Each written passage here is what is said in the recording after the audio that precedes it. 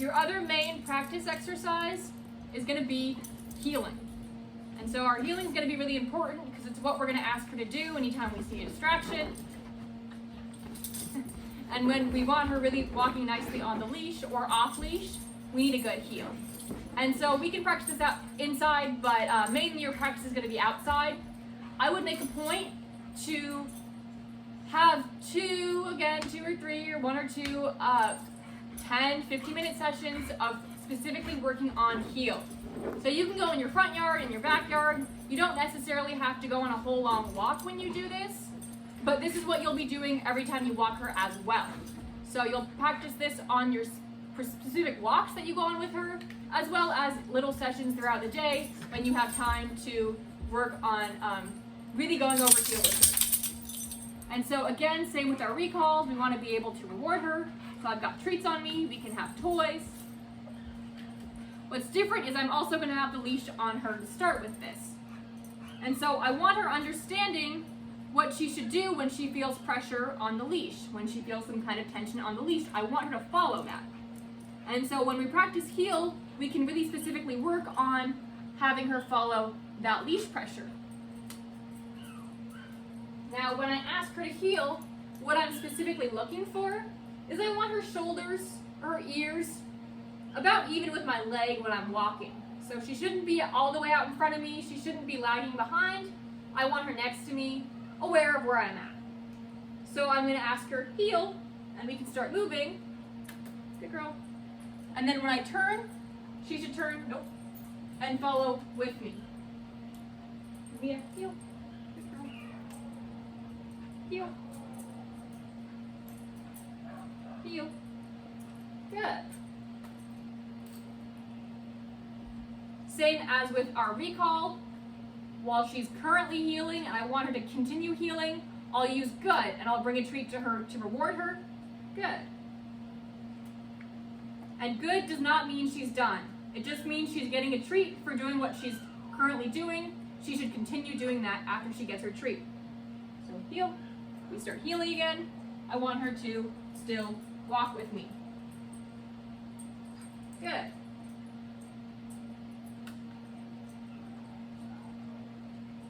Now this good is going to be really useful for when we see distractions. I want to be able to walk past a person or a dog and have her stay with me while we're heeling. So if I see a person or a dog and she stays with me, I really want to make sure that I'm praising her for that and rewarding her for that. So if we see a distraction and she stays with me, I can tell her good and give her a treat.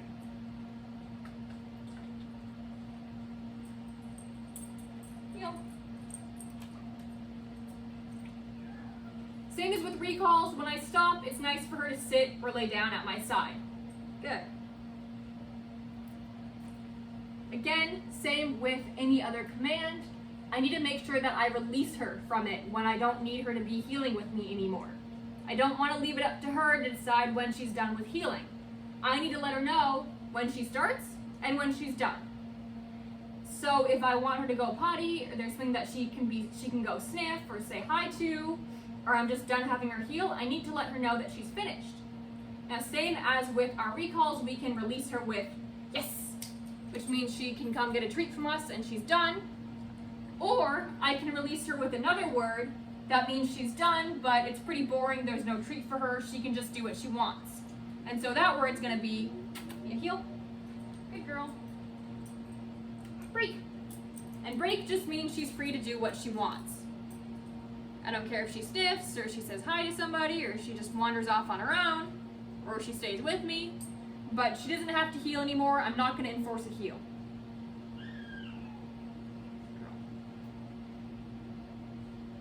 Heel. Good.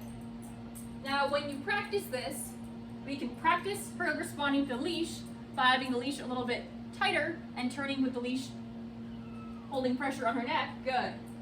Turn, tension. Good. Stop, guide upward into a sit. Good. And that's fine. That's a good way to practice her understanding what the leash means and that she has to respond to the leash. However, if our goal is to have her off leash eventually, I want to make sure that she's walking nicely next to me without needing the leash as a guide. So when we're practicing I can spend, again, 5 minutes doing leash pressure when I turn and when I stop and guiding her into different positions. And then I can spend 5 or 10 minutes with the leash very, very loose. So it's just dragging, or I can have her dragging on the long line. And I'm still gonna ask her, Mia, heel, to walk with me and walk nicely. Good girl. Now, again, we have the e-collar as a tool that we can use to get her better about being off leash. And so we're gonna use it as if it were a leash. So anytime that I would need to use a leash for this exercise, I'm gonna use the e-collar instead. So if we're walking and I turn and she doesn't turn with me, I can say, nope, heel, and I can give a tap on the e-collar. If she starts to rear out to the side to go sniff somebody or sniff a patch of grass, nope, heel, tap on the e-collar. If she starts to pull, same thing. What that's gonna look like, again, I'll be pretty low. She might be higher if there's a distraction. We can heel, turn, tap, she should follow. Turn, tap, she should follow. Good. And we're doing this in practice so that when she is off leash eventually, if there's a distraction or a squirrel or something that she wants to go after, we can tell her heel and use this to let her know that she really can't wander off, and she'll understand what it means.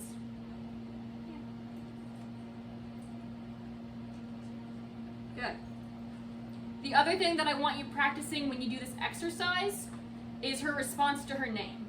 So if we see distraction and she doesn't automatically move away from it, or she's interested but she's not necessarily pulling, or we want to catch her before she starts to pull, we can ask for her attention. And how I do that is I just ask for her to look at me when I say her name. So I'll just say, Mia, good. And when she looks at me, I'll tell her good and give her a reward. So I want to practice that when we're healing. So outside, or in the park, inside.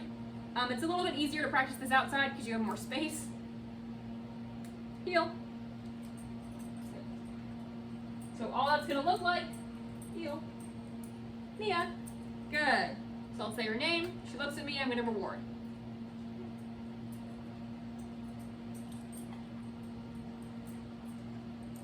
Mia, good. And then she should still heel with me after I say her name.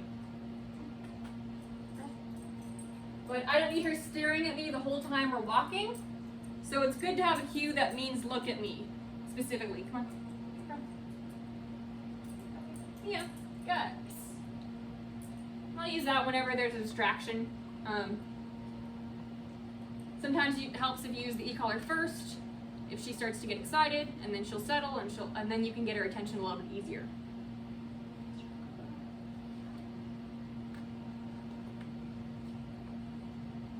Good.